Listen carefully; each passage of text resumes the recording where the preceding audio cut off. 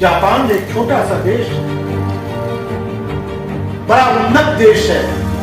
क्या वो अंग्रेजी की बदौलत उन्नत है? नहीं, वहां जापानी भाषा बोली जाती है। हमारी चीफ गेस्ट दयानाथ काजी जी, श्रीमती तनु प्रियंका जी, सामने बैठे हुए हमारे सभी शिक्षक, छात्रों, जहानाबाद से आए हुए हिंदी दिवस है। जैसा कि अरुण बाबू ने ठीक ही कहा, हिंदी को जो प्रतिष्ठा मिलनी चाहिए, सुनील बाबू ने भी प्रतिष्ठा भी करनी है। ये आत्ममंथन का विषय है। हम लोग हिंदी नहीं सीखना चाहते हैं। सुनील बाबू, आपने कहा हर्षिकार, दीर्घिकार, हलन, दीर्घी, बड़ी, ये खत्म होते जा रहा है।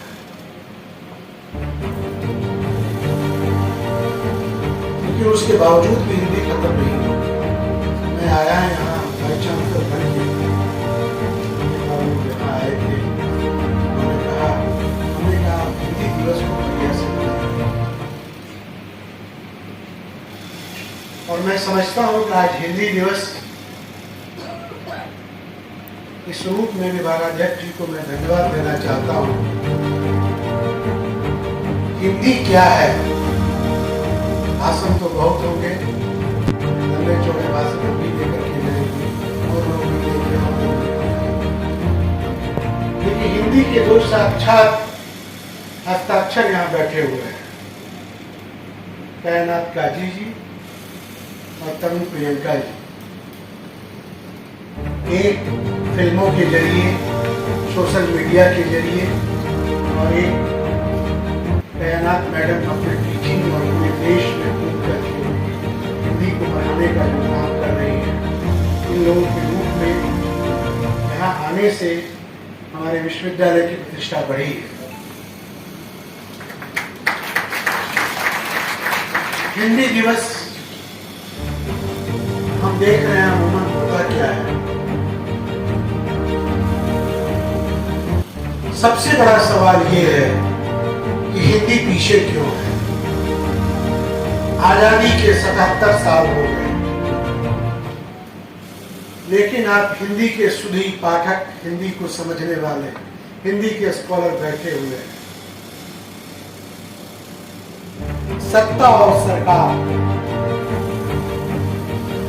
ये बात मुझे कहनी नहीं चाहिए।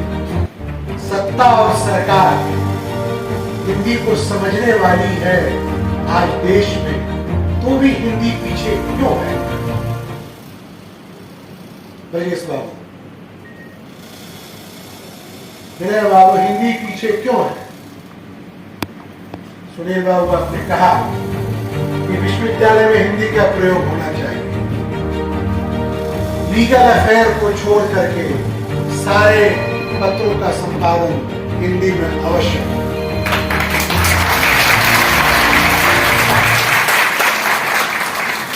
लीगल मैटर्स छोड़ करके मगध विश्वविद्यालय में कंप्लीट हिंदी को अपनाया जाएगा। यह काम 1 अक्टूबर से लागू कर दिया।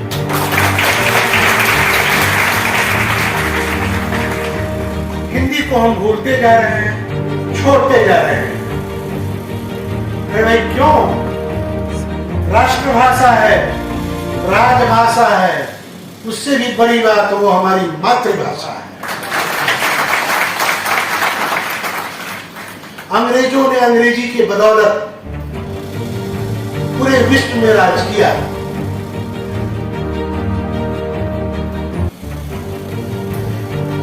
अंग्रेज तो हिंदी सीख के नहीं आए थे, अंग्रेज लंदन से आए थे, छोटे से देश से आए थे। उन्होंने अपने अंग्रेजियत के बदौलत हिंदुस्तान, पाकिस्तान और बांग्लादेश पर राज किया। और हम अंग्रेजी के चक्कर में अपनी मातृभाषा को भूलते जा रहे हैं, अपनी माँ को भूलते जा रहे हैं। इससे बड़ा तो वाक्य क्या है? आज अपनी मातृभाषा के बदौलत इजराइल जैसा छोटा देश, जहां अंग्रेजी नहीं बोली जाती है, हिब्रू भाषा बोली जाती है, मजाल है कि अरब देश उससे लड़ पाएंगे। हिब्रू के बदौलत, अपनी मातृभाषा के बदौलत आज भी इजराइल जिंदा है। यही बात आप जानिए, जापान एक छोटा सा देश है, बड़ा उन्नत देश है। क्या वो अंग्रेजी के बदौलत उन्नत है? नहीं, वहां जापानी भाषा बोली जाती है, लिखी जाती है, पढ़ी जाती है, समझी जाती है। और जापान अपनी लैंग्वेज, अपने जापानी लैंग्वेज के वजह से आज अपने उत्कृष्ट पाधान पर है। आप जानिए चाइना ने क्या अंग्रेजी को अपना लिया? नहीं। चाइना की भाषा मंदारियन है। चाइनीज लोगों ने चाइनीज भाषा को अपना करके अमेरिका को रोक दिया है कि नहीं रोक दिया है? जिस बाजार में अमेरिका है उसको रोकने का काम कौन आज किया है? चाइना कर रहा है। वो किसकी बदौलत कर रहा है? अपनी राष्ट्रभाषा की बदौलत, अपनी मातृभाषा की बदौलत। और हम भारतीय हिंदी संपर्क भाषा रहेगी, राजभाषा रहेगी। विरोध होता है तमिलनाडु छोड़ करके। मेरा मानना है, मैं पूरे प्रदेश में, देश में घुमा, सब जगह हिंदी बोली जाती है, समझी जाती है। मैं आपको एक वाकया बताता हूं। सन 2000 में पहली बार मैं लंदन गया था। एयरपोर्ट पर पहली बार, हीथ्रो एयरपोर्ट पर उतरने का मौका मिला। बहुत चीज समझ नहीं रहा था। हीथ्रो एयरपोर्ट पर भी हिंदी को बोलने वाले कुली के रूप में लोग मिले, जो कि पाकिस्तानी और अफगानिस्तान के। और उससे भी बड़ी बात, मैं जब होटल से एयरपोर्ट चला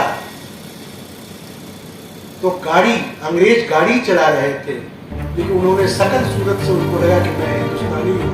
उन लोगों ने हिंदी गाने लगा दिए।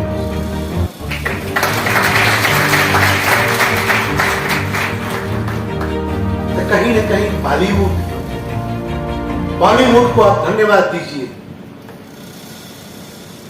बंबई फिल्म जगत को धन्यवाद दीजिए।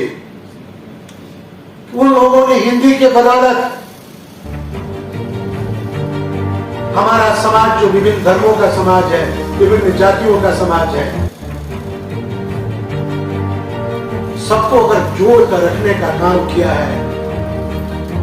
तो बंबई फिल्म उद्योग ने अपने हिंदी फिल्मों की वजह से इस देश को, राष्ट्र को एक रखने का काम किया है।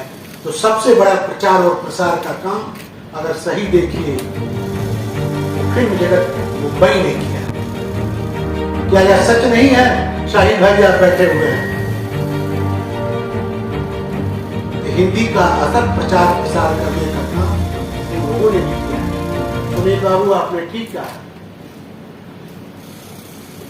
हिंदी को सर्वग्राह्य भाषा, लोक भाषा बनाने के चक्कर में हिंदी का क्षरण करने का काम हमारे अखबारों ने भी किया है।